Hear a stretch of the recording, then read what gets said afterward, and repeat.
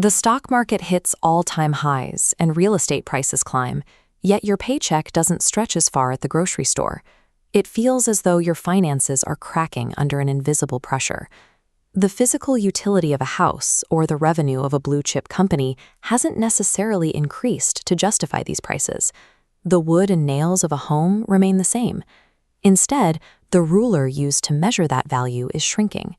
The purchasing power of fiat currency, money declared legal tender by a government, is falling, requiring more paper dollars to buy the same physical goods.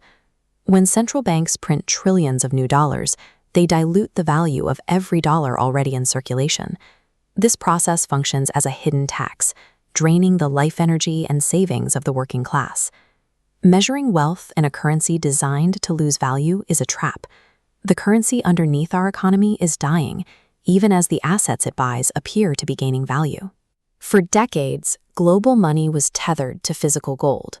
At the 1944 Bretton Woods Conference, world leaders agreed to tie their currencies to the US dollar, which was itself directly redeemable for a specific weight of gold. That system fractured in 1971. The United States officially ended the dollar's direct convertibility to gold, removing the physical anchor that restricted the supply of paper money. Money became fiat, meaning it had no physical backing and relied entirely on government decree and the issuance of new debt. This made the potential supply of money infinite. Flooding the system with unbacked dollars has immediate consequences. Throughout the 1970s, as the money supply expanded, the cost of living spiked, forcing consumers into massive lines for rationed gasoline as their savings evaporated. Modern central banking has accelerated this mechanic. To paper over economic crises, they now create trillions of dollars instantly by simply updating a digital ledger.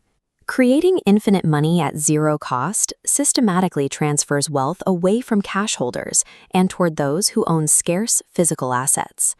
Newly printed fiat money floods the global economy, seeking refuge in assets with a fixed, limited supply to avoid losing its value.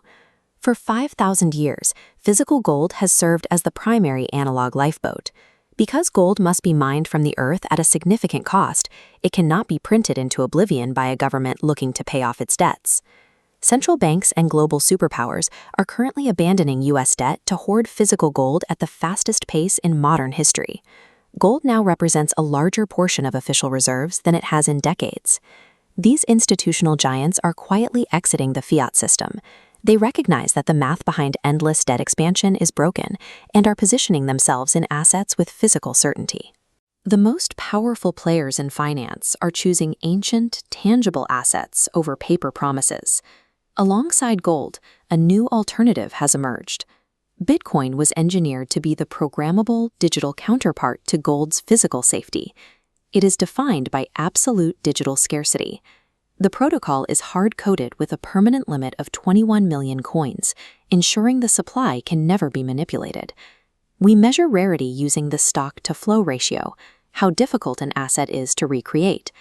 Stock is the total existing amount. Flow is the new supply produced yearly.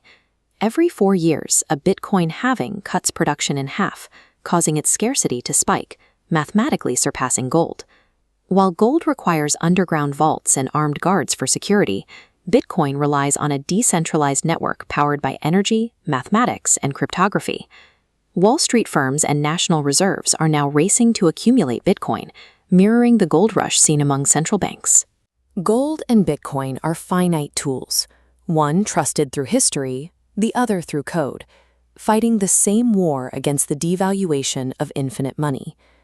The move away from infinite fiat is a coordinated geopolitical shift. The BRICS nations, a coalition including Brazil, Russia, India, China, and South Africa, are building a unified front to challenge U.S. financial dominance. These nations are developing alternative payment systems to bypass the U.S. dollar entirely, shielding their economies from the inflation inherent in the current dollar-based order. The U.S. is trapped in a debt spiral.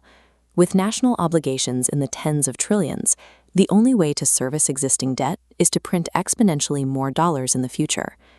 New all-time highs for gold or Bitcoin reflect the real-time collapse of the dollar's purchasing power. Holding unbacked fiat currency in this environment guarantees a steady mathematical loss of wealth. In a world of infinite money, holding on to a finite asset is the only mathematical way to survive.